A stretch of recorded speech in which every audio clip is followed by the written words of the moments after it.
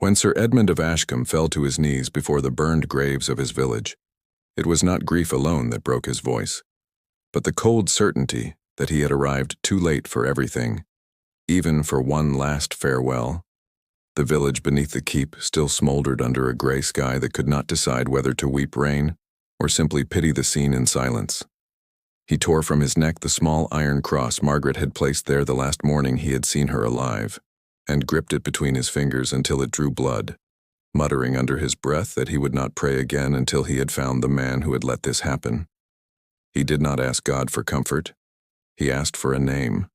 and in the silence that answered him instead, something inside him began closing like a door no one would open again easily. Brother Thomas arrived at the village 2 days later, when the dead had already been buried and the survivors had begun raising up what the fire had left standing. He found Edmund sitting beside the blacksmith's cold forge, his eyes fixed on some point that did not exist, and he did not try to comfort him with pious words the night could not have borne to hear. He simply sat beside him in silence, until Edmund himself spoke first. "Do not seek comfort for me, Brother Thomas, for I do not want it," he said, in a voice that no longer sounded like his own. "Seek for me the name of the man who brought this ruin. For him I will know what to do with." The monk, who had baptized young Henry and blessed Margaret's marriage, felt that sentence settle over him heavier than any gravestone, and understood that the true burial that day had not been of the bodies, but of a good man's faith. Before we go on with this story, I'd love to know what part of the country you're joining us from tonight. Leave your town or your state in the comments, because every story lands a little differently depending on where you're watching it from. Edmund spent the weeks that followed riding the roads near the border, asking merchants, soldiers, and travelers for any word of the raid that had destroyed his home, while he had been away defending a keep that no longer mattered to him. He stopped attending Sunday Mass, giving the excuse that his body still needed time to heal from the wounds of war, and no one in the household dared question him, for his grief was as plain to see as the scar above his left eyebrow. Little by little, though, that absence became habit, and habit became choice, until Edmund himself stopped pretending he would ever return to the stone bench where he had once knelt beside Margaret. It was in the oak forest separating the village from the priory that Edmund first felt he was not alone in his search. Night had fallen, and the knight was cursing God's name under his breath when a figure wrapped in dark clothing appeared among the trees without a single footstep announcing his arrival. "Men like you have no need to pray for what they seek," the stranger said, with a calm that did not belong to the darkness around him. "They only need to know where to look." Edmund, his hand on the hilt of his sword, demanded to know who he was and what he wanted, but the stranger only smiled with an almost pious serenity before answering that his name did not matter, that the only thing that mattered was the name Edmund had been searching for without success, and that he, if the knight allowed it, could help him find it. The stranger asked for nothing that first night, and it was exactly this that let Edmund lower his guard. He spoke of a man named Walter of Brennock, a former soldier of a rival household, who he claimed had led the raid that destroyed the village while the knight fought far from home. He gave precise details, the names of witnesses, even the color of the horse Walter was said to have ridden that night. And when Edmund asked how he knew all this, the stranger answered only that he had been present where others had chosen to look away. The next morning, Edmund found a new horse in his own stable, stronger than his own, with no one able to say where it had come from, and he decided not to ask too many questions for the first time in months, feeling that he was moving toward something at last. Brother Thomas noticed the change before anyone else did. It was not Edmund's absence from Mass that alarmed him, but the way his eyes had begun to look at the world, with a calculating coldness that had never before existed in that simple, faithful man. One afternoon, finding Edmund sharpening his sword in the training yard with an almost devotional concentration, the monk approached and asked, without accusation in his voice, whether he had returned to praying for the souls of Margaret and Henry. Edmund answered, without looking up from the blade, that prayer had not brought his family back, and that he preferred to spend his time on something that actually produced results. Brother Thomas did not argue.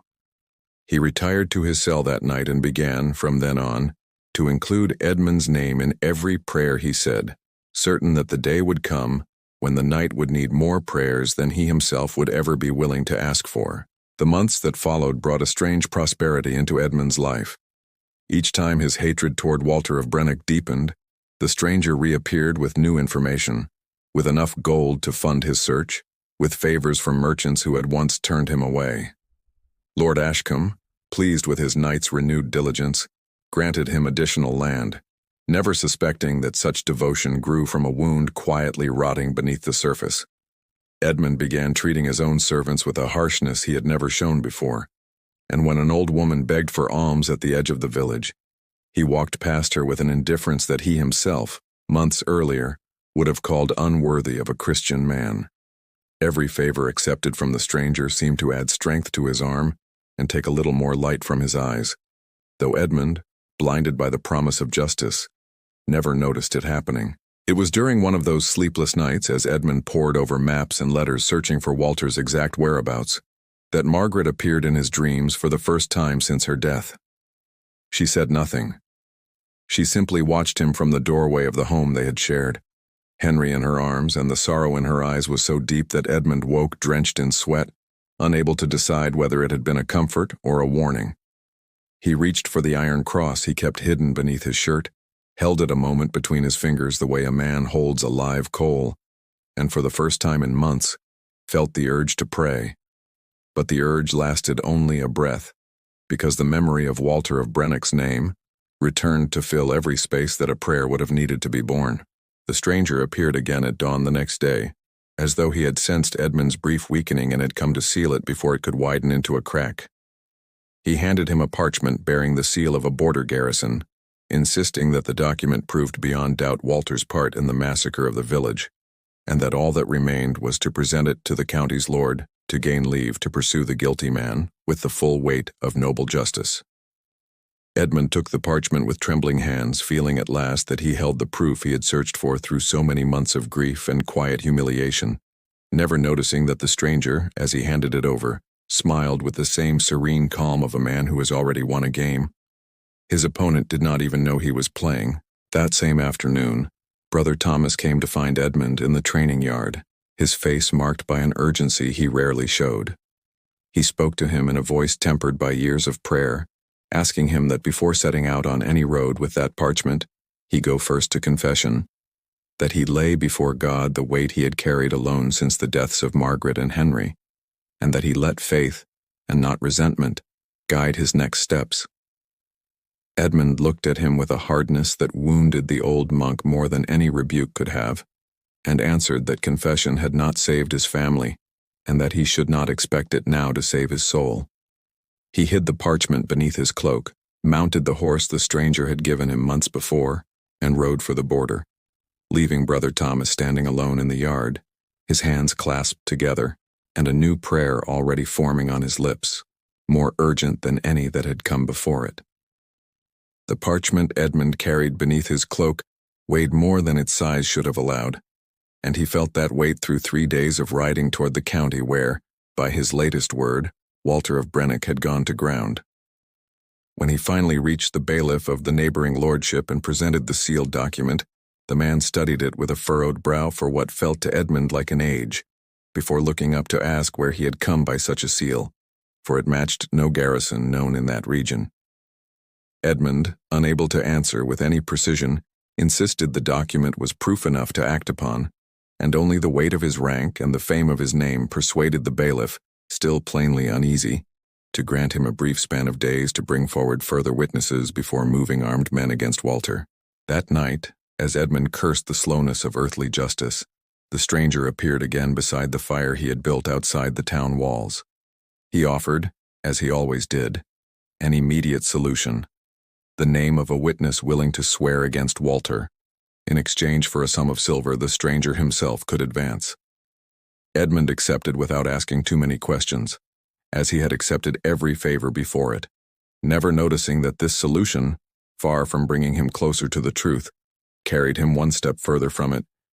For the witness the stranger handed him was a man desperate with debt, willing to swear to anything that might see him through the winter. The silver changed hands, The testimony was recorded, and for the first time in weeks Edmund felt that justice stood on his side. But that same night,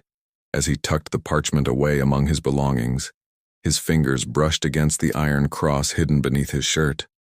and for one fleeting instant he felt something in his chest resist going any further. And here it is worth pausing a moment, because this story is not only about Edmund, nor only about a sword sharpened by resentment, nor only about a name a grieving man repeated like a prayer turned inside out. It is about all those who, after losing what they loved most, have gone looking in anger for a comfort that anger was never able to give. In every age there are those who mistake vengeance for justice, and those who believe that filling the empty place in the heart with someone to blame is the same thing as healing the wound that emptiness left behind. If you have ever carried a grudge for years that promised you peace and gave you only cold, stay with this story, because there are truths that take their time arriving, but when they do not ask permission before bringing down everything that was built on the lie. With the bought testimony and the sealed parchment in hand, the bailiff finally granted Edmund leave to ride out with a small escort toward the border village where Walter of Brennick had lived for years, long retired from arms, keeping sheep and tending a sick daughter who could scarcely walk. When Edmund reached the modest stone cottage, his escort behind him and his hand steady on his sword hilt, he expected to find a proud man, capable of the cruelty laid at his door. Instead, he found an old man bent by years of fieldwork, who at the sight of armed men and hardened faces neither fled nor begged, but stood in the doorway, shielding with his own body the room where his daughter lay sleeping, and asked in a tired voice what crime was being charged against him after so many years of peace. Edmund read the parchment aloud, citing the bought testimony, and demanded that Walter confess his part in the slaughter of the village. The old man, far from denying it in desperation, listened to all of it in silence, and when Edmund finished, answered with a calm that unsettled the knight more than any cry could have. That on the night of the raid he had been 3 days' ride away, fighting on another border under the command of a different lord, and that there were men still living, among them his own captain, who could confirm it. Edmund, blinded by years of accumulated hatred, refused to believe him, and ordered his escort to search the cottage for any proof that would confirm the guilt he had already decided upon long before. It was among documents kept in a small wooden chest belonging to Walter's sick daughter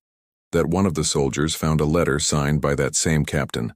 confirming Walter's presence on that distant border on the very dates of the village massacre. Edmund took the letter in hands that no longer trembled with rage but with a sudden, cold doubt, and reading it, understood that the date matched, without room for error, the very night his wife and son had died. For the first time in years the knight felt the ground beneath his feet, which he had believed solid for so long, open into a crack that threatened to swallow him whole. That same night, as Edmund rode back toward the bailiff's town with the letter still in his hand, the stranger appeared once more on his path, this time without his usual calm, but with an urgency Edmund had never seen in him before. He insisted the letter might be a forgery, that Walter had the means to buy false witnesses just as Edmund himself had done, and that to abandon the search now would be to betray the memory of Margaret and Henry. Edmund, however, noticed something he had failed to notice until then, that each time he wavered, the stranger appeared faster, spoke faster, as though he feared losing something he had until that moment taken for granted. For the first time, he asked the stranger who he truly was, and why it mattered so much to him that this vengeance be carried out.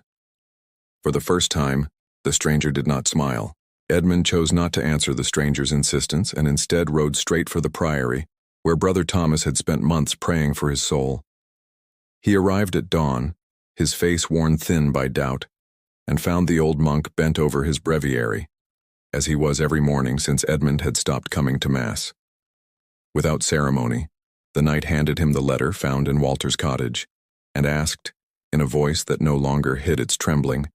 whether there was any way to know the truth beyond all doubt. Brother Thomas, after reading the document carefully, confessed something he had kept in silence for months,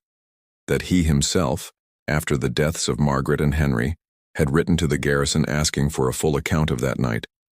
and that the answer, kept in the priory's own archive, pointed not to an outside enemy, but to a failure of the village's own watch, who had left their posts that night for an unauthorized feast. Edmund demanded to see that account with his own eyes, and Brother Thomas, his heart heavy with what he knew this would mean for the night, led him to the priory archive, where among dust-covered parchments they found the document sealed by Lord Ashcombe himself, confirming that no enemy force had taken part in the tragedy, but rather the negligence of 3 men who, that same night, had been celebrating a wedding at the tavern while the village gates stood unwatched. Edmund read the parchment 3 times over as though waiting for the words to change, and when he understood that they would not, he felt years of hatred come crashing down on him like a burning tower, leaving him not with the release he had hoped for, but with an emptiness deeper still than the one he had carried from the very beginning. It was in that emptiness that the stranger appeared one last time, now within the very walls of the priory, something that had never happened before. He spoke to Edmund without his usual composure, offering him one final way out: to blame the negligent watchmen instead, to find in them a target for all the rage he had built up, and so not waste years of searching on a repentance that served no purpose. Edmund, Walter's letter in one hand, and the priory's account in the other, finally looked at the stranger with a clarity he had not known in years, and asked him why, if he had truly wished to help him, he had never once spoken of the watchman's failure, knowing everything else as he did. The stranger, for the first time, offered no answer, and his pale face seemed for one instant to lose all its serenity, like a mask beginning to slip. Edmund understood then, with a clarity that hurt him more than any wound of war, that this being had never sought to help him find the truth, but to keep him bound to the lie that fed his hatred best, for every drop of resentment he had nursed for months had served not justice, but something that fed on his soul each time he chose vengeance over mercy. He threw the letter and the account to the floor, tore the iron cross from beneath his shirt where it had lain hidden since the deaths of his family, and for the first time in years held it not in anger, but in a clean grief, without a mask, while the stranger, no longer able to offer any favor Edmund would accept, drew back into the shadow of the corridor until he vanished without a trace, as if he had never existed outside the darkness the night himself had fed. Brother Thomas found Edmund on his knees in the priory chapel, the iron cross pressed to his chest and his face wet with tears held back for far too long. He said nothing at first. He sat beside him, as he had that first day among the smoking ruins of the village, and waited until the night, his voice broken by years of silence before God, asked to make his confession. Brother Thomas listened for hours, without judgment, as Edmund laid bare every favor accepted, every hardened glance, every coin withheld from a beggar's hand, every prayer left unsaid, and at the end of the confession, the old monk spoke the absolution in a voice trembling more with gratitude than with authority, for he knew he had witnessed a return that many would have called impossible. Edmund did not get Margaret or Henry back, and no confession could return to him the years lost hunting an innocent man. But weeks later, he went back to Walter of Brennock's modest cottage, not with soldiers or false parchments, but alone, on foot, to ask forgiveness for the injustice he had tried to bring down upon him, and to offer his sick daughter the help of Lord Ashcombe's own physicians, the only form of repair his soul still had left to give. Walter, moved by the humility of a man who months before had threatened to destroy him, accepted the help without bitterness, understanding that the knight himself carried a wound deeper than any false accusation. In time, Edmund returned to kissing the iron cross Margaret had given him every morning, no longer as a reminder of an open wound, but as a sign of a reconciliation that had taken years to arrive, yet had finally taken its humble, quiet place at the table of his life. Brother Thomas, very old by then, used to say that the true miracle had not been finding the man responsible for the village's tragedy, but discovering that the most dangerous enemy had never ridden in from foreign lands at all, but had grown, step by step, inside the heart of a man who one day chose to blame God instead of seeking him. If this story brought to mind someone who carried a grudge for years that promised justice and gave only loneliness, write forgiven in the comments below, because there are wounds that only heal when we finally hand them over to God instead of feeding them in silence.